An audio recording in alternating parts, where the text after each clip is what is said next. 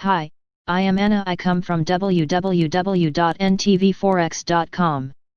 Weekly column US economy is broken analysis http ntvforex.com news ID 402b4f8 23 2023 18:16 p.m. Review and preview. Our economy, they Democrats and Republicans say, is broken, that the wealth gains of recent years have gone entirely to the top 1% of earners, that real wages for the middle class have stagnated and the A-game is rigged. But in a study published by the Brookings Institution, Stephen Rose found that the number of Americans in the upper middle class increased from 6% in 1967 to 33%.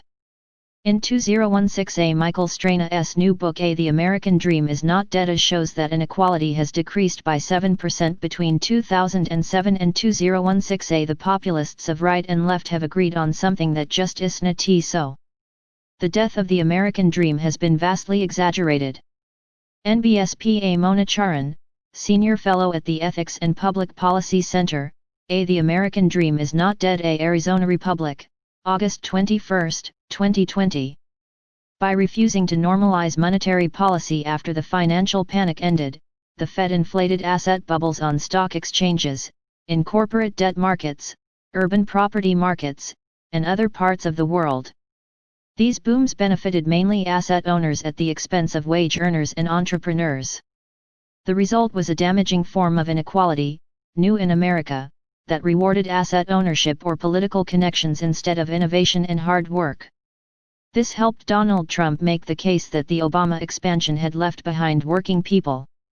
NBSPA The Obama-Biden Economy Redux. A Wall Street Journal opinion page, August 21, 2020.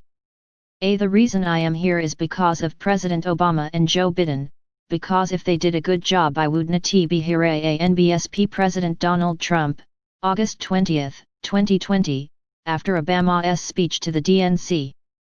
Obama pleaded with voters Wednesday night to embrace your own responsibility as citizens, to make sure that the basic tenets of our democracy endure. Because that is what is at stake right now. Our democracy. NBSP. Steve Pipa S., Michelle L. Price, and Alexandra Jaffe, Adam saw message Trump is a threat. Associated Press, August 20, 2020. It was a mixed week for world equity markets, following the station of Uranus turning retrograde last weekend, August 12. Several world stock indices posted new post-crash highs nearby and started to decline. Others posted secondary highs early last week, then declined into the end of the week. Others yet were down into the middle of last week and then rallied. The Nasdaq made another new all-time high on Friday, August 21. The Shanghai Composite tested its yearly high on August 18. In Europe, secondary highs were made August 12 and then fell most of last week. The same was true in Japan and the DJIA in the United States. India and Australia made new post-crash highs on August 19. It was that kind of a week for stock markets around the world. It may have been a high from which markets have started to reverse, or it may be the start of a breakout to more new highs. We could know this week. The more interesting developments were in the US dollar and Bitcoin. The former dropped to its lowest level since May 2018 on August 18, while at the same time the euro currency rose to its highest mark since May 2018. Bitcoin soared to a new yearly high on August 17 at $12,489. On August 19, crude oil rallied to make a double top to its post-crash high of $43.52 made on August 5. Gold and silver made lower highs on August 18 than their highs of August 7, but higher lows than their lows of August 12. It appears that most markets, including equities and metals, are trying to decide if they want to continue breaking out to new multi-month, multi-year, and/or new all-time highs, or reverse down. With a series of powerful Venus aspects starting up this week, it fits because Venus in Libra, a sign it rules, is known to wonder if it is indecisive or not. Short-term geocosmics. The Dow Jones Industrial Average made its post-crash high on August 11. The S&P is knocking at the door of making a new all-time high as of Friday, August 21, and the Nasdaq has in fact made a new all-time high on August 21. From a geocosmic point of view, This is all very interesting because the bottom of the coronavirus stock market panic was March 18, 23, when Mars made its conjunction to the Capricorn stellium of Jupiter, Pluto, and Saturn, March 20, 31. The conjunction of planets begins the geocosmic cycle of those planets.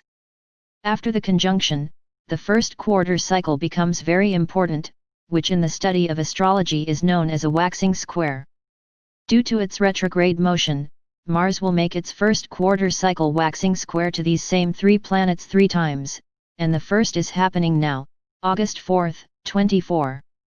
It is interesting because the start of the cycle was an important cycle low in world stock markets, and the first passage of this first quarter square is coinciding with the Marketa's highest price since then.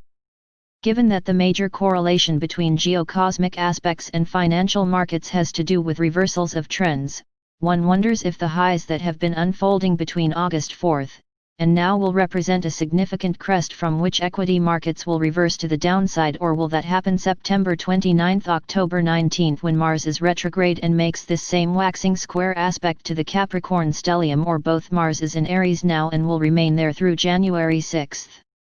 Mars rules Aries. Or said another way, Mars is in its ruling sign of Aries where it is strong. One astrological theory holds that positive things happen in the world like stock markets when planets are in their ruling sign, except when they go retrograde in their ruling sign, during which time matters turn more difficult. It is not only Mars that is in its ruling sign right now. So is the Sun in Leo, but that ends this weekend, August 22. Mercury is also in its ruling sign of Virgo until September 5, just before Mars turns retrograde. Saturn and Neptune are also in their ruling signs, but Saturn will move out on December 17 and Neptune will remain there for another 5 more years. Saturn and Neptune, by the way, are both retrograde now. So as astrologers, we have to be concerned about what will happen after September 9, when Mars, Saturn, and Neptune are all retrograde in their ruling signs, and both the Sun and Mercury are no longer in their ruling signs. Not to mention, of course, that the US election season will be in full force then.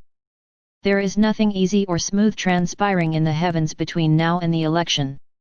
Leading up to the Mars retrograde in Aries on September 9, we find Venus in Cancer in opposition to the Capricorn stellium Jupiter, Pluto, and Saturn August 25, September 4, and in a T-square aspect to the stationary Mars in Aries.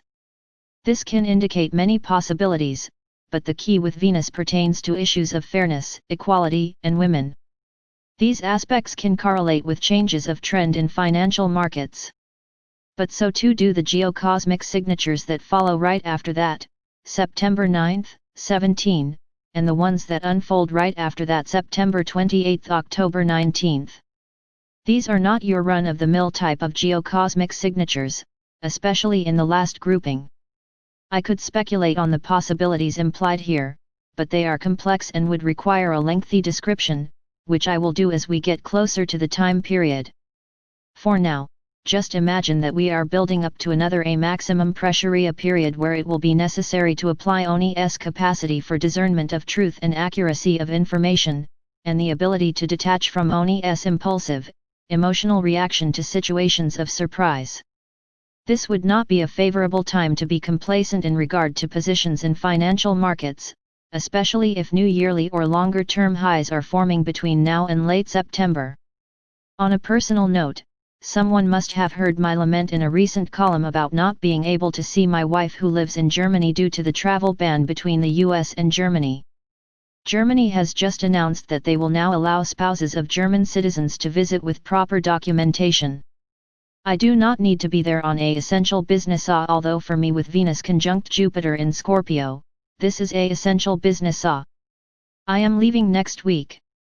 It must be transiting Jupiter travel and good fortune passing over my natal moon family and her Venus partner. Perhaps my magnificent humor will return to these writings. I am already smiling broadly, another symbol of a transiting Jupiter to a natal planet. See you next week as I write this column from the Rhineland. Subscribe our channel to receive the news as soon as possible. Thank you for watching. If you want to read real-time news, Text messages to MT5 Expert Advisors page at https://m.me mt5.expert.advisors.